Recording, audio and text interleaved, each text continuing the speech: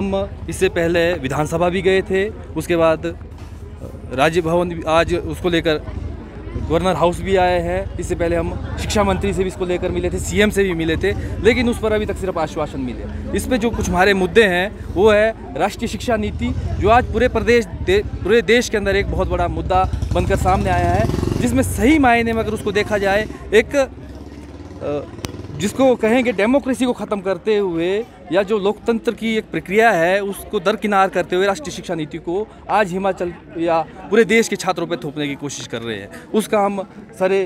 लंबे समय से विरोध कर रहे हैं कि राष्ट्रीय शिक्षा नीति को जो है वापस लिया जाए। राष्ट्रीय शिक्षा नीति जैसा एक ऐसा शिक्षा व्यवस्था हमारे देश के अंदर है, प्रदेश के अंदर है, जो हमारे देश के अंदर प्रदेश के अंदर जिस तरह से कैंसर जो है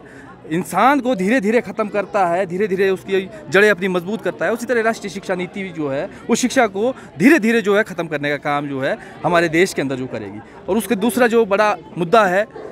10 साल हो गए हैं हिमाचल प्रदेश के अंदर एससीए जो चुनाव है, छात्रों की जो डेमोक्रेटिक राइट है उसको जो बैन किया गया है।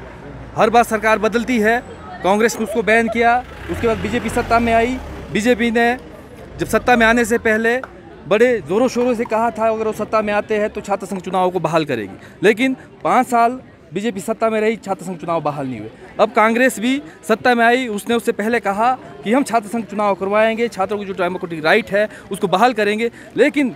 सरकार बने हुए लंबा समय हो गया है, लेकिन छात्र संघ चुनाव पर अभी तक कोई चर्चा, कोई बहस जो है लंबे समय से देखने को हमें नहीं मिली है। उसके अलावा जो मुद्दा है हिमाचल प्रदेश विश्वविद्यालय के अंदर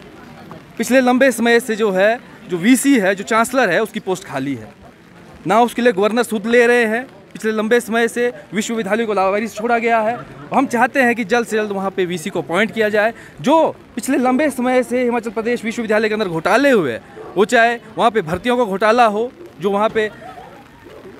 रिक्रूटमेंट गई थी प्रोफेसरों की, उसमें 70% जब RTI के माध्यम से हमने उसको निकाला, उसमें खुलासा किया कि 70% जो है वहाँ पे प्रोफेसर जो है इनलीगल रिक्रूट किए गए हैं। उसको लेकर जो है जब तक वहाँ वीसी नहीं बैठते हैं उस पर कोई कार्रवाई नहीं की जाएगी। गवर्नर साहब उसको अभी तक दर्शक बन के देख रहे हैं, इसलिए हम उसका घेराव करने भी आए हैं। और एक बहुत बड़ा मुद्दा हिमाचल प्रदेश के अंदर है, पिछले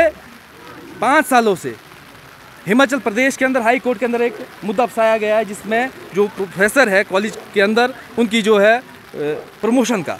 अब आज 5 साल हो गए हिमाचल प्रदेश के अंदर 104 कॉलेज ऐसे हैं जहां पर प्रिंसिपल नहीं है। अब बिना प्रिंसिपल के, बिना वीसी के किस तरह से कैंपस चलेगा, किस तरह से यूनिवर्सिटी चलेगी, किस तरह से कॉलेज चलेंगे, हम इस बात को नहीं समझ पा रहे। और सरकार इसको लेकर क्या कदम उठा रही है, क्या बात कर रही है, उसको लेकर उसका कोई बयान नहीं है। शिक्षा मंत्री आज उनको शिक्षा से ज़्यादा जो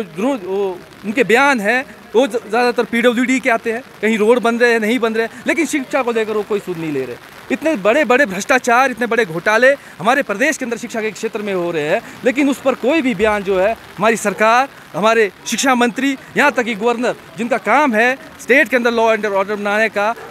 गवर्नर साहब जो है चांसलर है विश्वविद्यालय के, शिक्षा का स्तर उन्होंने देखना है, किस तरह की शिक्षा देनी है, उसको लेकर अभी तक कोई बात जो है गवर्नर साहब भी नहीं कर रहे। इस मुद्दों को लेकर आज हम यहाँ पे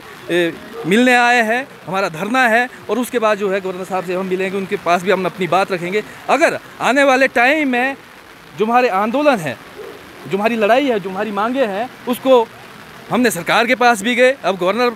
महोदय के पास आए, अगर ये भी हमारी मांगों को नहीं सुनते हैं, नहीं मानते हैं, तो मजबूरन जो है हमारे को छात्रों को लेकर शिमला की सड़कों पे उतरना पड़ेगा, प्रदेश की सड़कों पे उतरना पड़ेगा, और इस आंदोलन को जो है तीखे कदम से हम आगे बढ़ाएंगे।